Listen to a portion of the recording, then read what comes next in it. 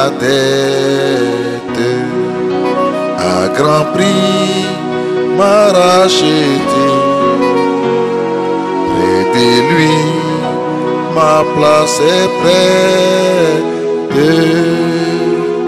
au ciel pour l'éternité. Psaume 56, verset 3. Psaume 56, verset 3. Si quelqu'un a appris quelque chose, qui donne des acclamations à notre Seigneur.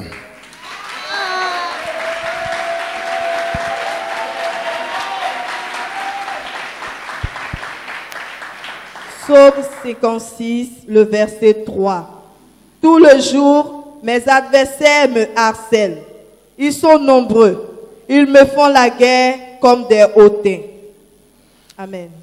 Vous pouvez transformer les critiques en compliments. C'est-à-dire que vous pouvez amener ceux qui vous ont critiqué hier à vous féliciter. Vous pouvez amener ceux qui vous ont critiqué hier en mal à vous féliciter aujourd'hui ou demain. Vous pouvez transformer les critiques en compliments. Sachez une chose. Sur cette terre, lorsque vous réussissez, automatiquement vous attirez des ennemis contre vous. Sur cette terre, lorsque vous réussissez, vous attirez aussi les ennemis autour de vous. Ils viennent comme étant des amis, mais dans la réalité, ce sont des ennemis. Tant que vous n'avez pas franchi, traversé votre désert, tant que vous n'êtes pas encore arrivé dans votre Canaan, dans la bénédiction, vous ne saurez pas que vous avez des ennemis. Mais le jour où vous vous mariez, où vous voyagez, où vous commencez à travailler, où vous êtes nommé, alors vous verrez par de même des montagnes d'ennemis s'élever. Dans le but de faire quoi? Et ils mettront donc au devant de vous quoi? Des montagnes d'obstacles, des difficultés. Dans le but de faire quoi? De s'opposer à vous, de s'opposer à votre émergence. Donc vous avez la nomination, mais vous n'avez pas la paix. Vous êtes rentré dans le mariage, mais vous n'avez pas la paix. Vous avez voyagé, mais vous n'avez pas la paix. Et pourtant, quand vous étiez là tranquille, que vous ne faites rien, vous n'étiez rien, eh bien, rien ne s'est passé. Il y a donc une réponse qu'il faut donner aux attaques des ennemis. Quelqu'un dit Amen. Il y a une réponse qu'il faut donner aux attaques des ennemis.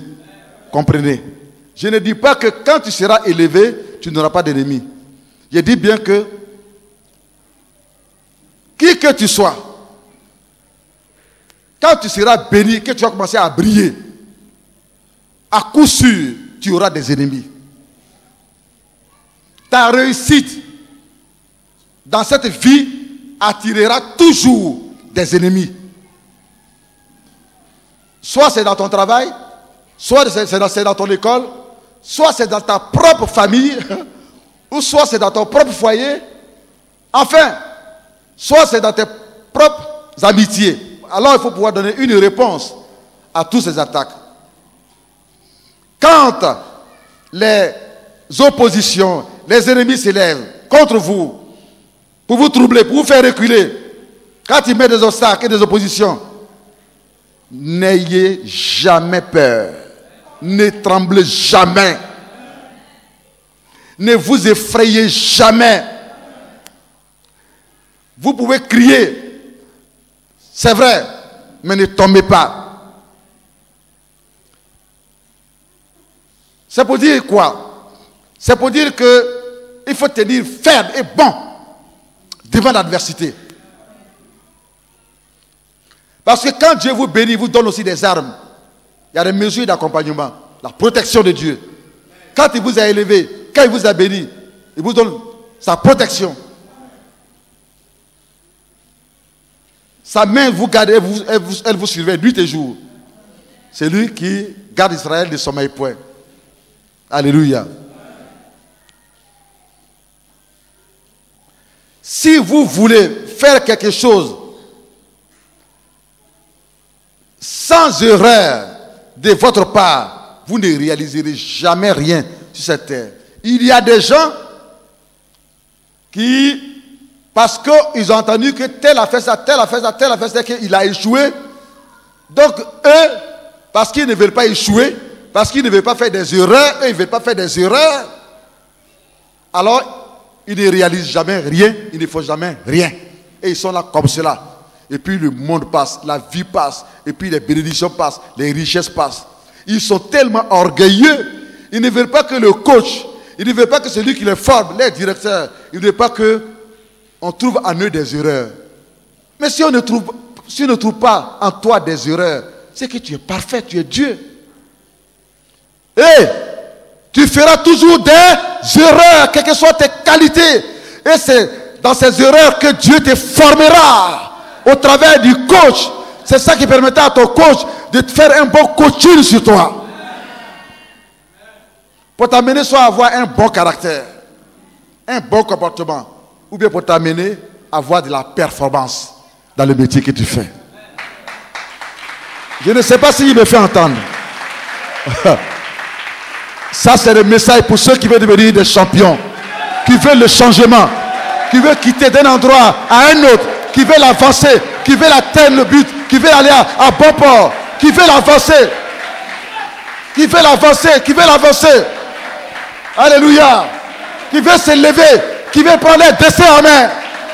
Ce n'est pas pour des gens qui veulent toujours rester là. Pour qu'on fasse les délivrances pendant 1000 ans. Délivrance, délivrance. On fasse tout pour eux. On fasse tout à leur place. Non. Dieu veut réveiller ce champion qui est en toi. Il veut réveiller ce champion qui est en toi. Allez-y comprendre. Le Salomon, mes pasteurs m'ont accompagné dans une société. Ils m'ont appelé pour aller prier pour eux dans la société. Ils veulent que le Seigneur leur accorde ses grâces et bénédictions par rapport au nouvel an qui va venir. On a prié, on a remercié le Seigneur. Et puis, je suis allé dans ces messages de foi qui conduit à la réussite. Mais tout le monde était émerveillé. Je vous dis, des intellectuels, des gens qui ont des doctorats et des doctorats. Demandez à mes pasteurs. Mais c'était autre chose. Le bureau tremblait, ça tremblait. Mais c'était autre chose, Ils comprenaient le message, ça créait quelque chose en eux. Ça créait quelque chose, ça leur donnait des fausses nouvelles, de nouveaux espoirs, de nouvelles espérances. Ils savaient que l'année nouvelle qui vient est leur année. Alléluia. Alléluia. Tout de suite, mon technicien, celui qui fait le montage à notre télévision, Onction TV, j'étais au studio avant de venir ici, j'ai adressé mes meilleurs vœux, j'ai donné 6 messages environ de 5 minutes, 7 messages de 5 minutes, j'ai donné d'abord les vœux, mais après je suis allé dans ce genre de messages pour créer le dynamisme de la vie de tous les téléspectateurs de Onction TV. 5 minutes de messages, 7 messages. Actuellement, ça de passer. Il vient d'arriver, il est quitté au studio. Ça est sur notre télévision déjà. Les messages du dimanche dernier, il les a mis sur la télévision, mais allez-y comprendre. Les gens disent, Papa Vako, enseigne-nous. Merci. Enseigne-nous. Merci. On ne mange pas que la délivrance. On ne mange pas que la guérison. Mais après la guérison et après la délivrance, la vie, elle continue. Alléluia. Alléluia. Alléluia. Il faut accepter d'avoir un coach. Alléluia. Quelqu'un qui peut te parler et puis ton caractère, Dieu va le changer. Quelqu'un qui peut te parler et puis tu vas prendre un bon chemin. Quelqu'un dont les enseignements, les messages peuvent te projeter dans ta destinée, dans la foi, dans l'espérance, dans l'espoir. Alléluia. Quelqu'un dont le message peut t'amener à la positivité. Il faut un coach. Il faut un coach. Alléluia. Alléluia. Si vous voulez faire quelque chose sans erreur, vous ne réaliserez jamais rien. Quand vous commencez quelque chose, sachez qu'il y aura toujours des erreurs dedans. Et c'est par rapport à cela que vous dépendrez de quelqu'un qu'on appelle un coach qui va vous guider et qui va vous former. Mais les orgueilleux n'ont pas besoin, non, ils ont besoin de rien faire parce qu'ils ne veulent pas qu'on leur dise que ce qu'ils ont fait, ce n'est pas bon. Il y a des gens, si vous vous trompez à leur dire que ce que vous avez fait là, ce n'est pas comme ça que vous devrez faire. Wouh! Les natures des lions là, ça s'élève contre vous, sont tellement imbus d'eux-mêmes. On ne peut pas tout savoir par nous-mêmes. Est-ce que vous suivez? On ne peut pas tout connaître par nous-mêmes. Dieu a positionné des gens, on les appelle des leaders, des coachs. C'est eux qui l'utilisent. Alléluia. Alléluia. Pour transformer notre vie afin de devenir bon par le Saint-Esprit. Au travers des enseignements que ces coachs ils nous donnent. Tout ce qui est significatif a toujours été contesté sur cette terre. Tout ce qui a un bon sens, tout ce qui mérite le bonheur, tout ce qui est bon, tout ce qui est significatif, à moins que vous fassiez des choses qui ne sont pas significatives, qui ne représentent rien, mais tout ce qui représente quelque chose, ça a toujours été critiqué, ça a toujours été contesté, ça a toujours été combattu, ça a toujours soulevé des ennemis, des opposants. Ça, il faut le savoir. Ne pensez pas que vous allez commencer un commerce et puis du coup, ce commerce-là va vous rendre riche et puis vous n'allez pas avoir de problèmes et puis il y aura toujours des gens qui vont rire et dire que oh c'est bien, c'est bien. Il y aura des gens qui vont se lever pour dire que c'est pas bien ce que vous faites. Mais c'est leur problème. Ils sont libres de dire ce qu'ils veulent. C'est pas pour cela que vous allez abandonner. Or, il y a des gens qui ne veulent pas qu'on leur parle pour dire que voici, c'est pas bon, mais voici comment est-ce que tu devras faire. Ça réveille en eux le cœur des lions. Et ils abandonnent. Ou bien ils n'écoutent pas. Et puis soit ils vous quittent. Et puis ils deviennent rien, ils deviennent zéro. Parce que nous avons tous besoin d'être conduits, d'être tenus par la main. Beaucoup d'idées ont disparu dans la vie des gens, tout simplement parce que ces personnes-là n'ont pas pu supporter les critiques, les corrections, les reproches. Et du coup, l'idée, soit d'aller se former, ils n'ont pas voulu parce qu'ils disent que non, celui-là, ce coach-là, ce formateur-là, il fait trop de reproches. Il fait trop de reproches. Il apporte trop de corrections. Oh, il punit trop les gens. Mais oui, il est trop dur. Et ainsi de suite. Mais il est dur pour qui? Il est dur pour toi. Et Dieu sait pourquoi est-ce qu'il te l'a donné comme coach. Il est intransigeant sur les valeurs qui peuvent changer ta vie et te bénir demain.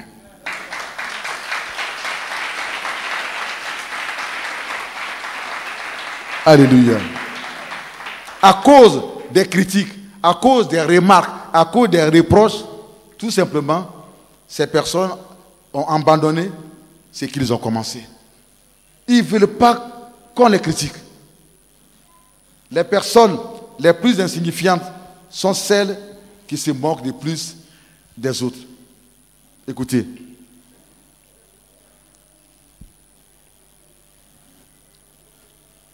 C'est lui qui est insignifiant dans la vie, qui n'est rien, qui ne représente rien là. C'est lui qui passe son temps à se moquer des autres. L'homme qui passe son temps à te critiquer là, c'est parce qu'il est insignifiant. Il ne représente rien dans la vie. Dans sa maison, il ne représente rien. Dans sa famille, rien. Parmi ses collègues, parmi ses amis, rien et rien. Il n'a rien. Il n'a aucune valeur en lui qui peut influencer, qui peut impacter les autres. Tout ce qu'il peut faire, c'est se moquer de ceux qui sont en train de réussir.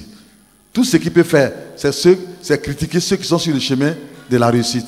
Alors toi, qui es en train d'aller vers la réussite, tu vas t'arrêter au niveau d'une telle personne et puis abandonner parce qu'il t'a critiqué? Non. Si c'est au moins une personne qui a réussi dans la vie qui te critique, tu sais que ça peut t'apporter quelque chose. Mais quelqu'un qui est insignifiant, qui ne représente rien, qu'est-ce que tu veux qu'il fasse? Lui, parce qu'il n'est pas arrivé là, il passera son temps à se moquer de toi, qui est en train d'avancer. Il passera son temps à te critiquer. Mais en t'arrêtant ou à chercher à lui répondre, tu réponds à sa folie. Et tu deviens fou comme lui. En t'arrêtant à son niveau, tu es en train de gaspiller ton temps. Ça veut dire quoi? Tu lui accordes beaucoup d'importance. Non. Quand on veut gagner, quand on veut arriver à bon port, quand on veut réussir, ce sont des choses qu'il faut dépasser. Il faut se mettre au-dessus, n'est-ce pas, de cela. Et regarder à l'essentiel. L'essentiel. Et l'essentiel, c'est tout devant nous. Et non derrière. Et non à côté de nous. Alléluia. Alléluia.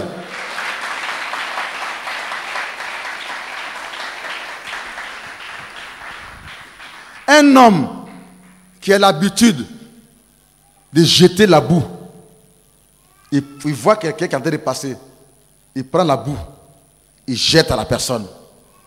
Il voit quelqu'un qui a une belle voiture, il est jaloux, il prend la boue et il jette sur la voiture de la personne. C'est lui-là. Est-ce que ses mains seront toujours propres? Non. C'est lui qui jette la boue à son prochain là. Ses mains ne sont jamais propres. Est-ce que vous voyez? Ça veut dire que les gens qui critiquent là sont des gens qui sont insignifiants. Ils ne sont rien. Eux-mêmes ils sont souillés et ils critiquent ceux qui sont dans le péché. Eux-mêmes ils sont des paresseux et ils critiquent ceux qui avancent. Eux-mêmes ils ne sont rien et ils critiquent ceux qui évoluent. C'est l'exemple de celui qui peut prendre la boue et puis il jette. Prend la boue, il jette. Mais est-ce que ses mains seront propres? Ses mains ne seront jamais propres. Puisqu'il utilise la boue, évidemment qui n'est pas bonne, et jette cela à son prochain.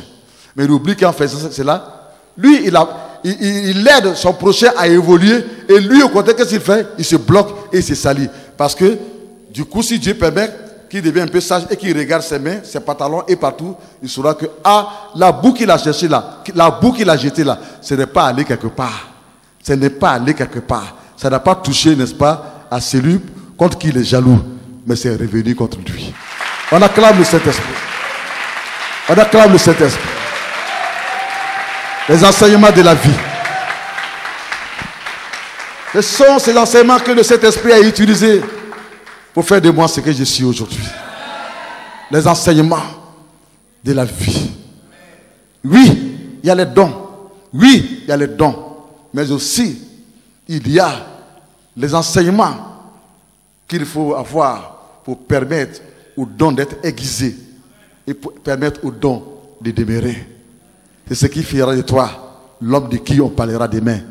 Dans toutes les radios, dans les journaux, dans les télévisions, à travers le monde.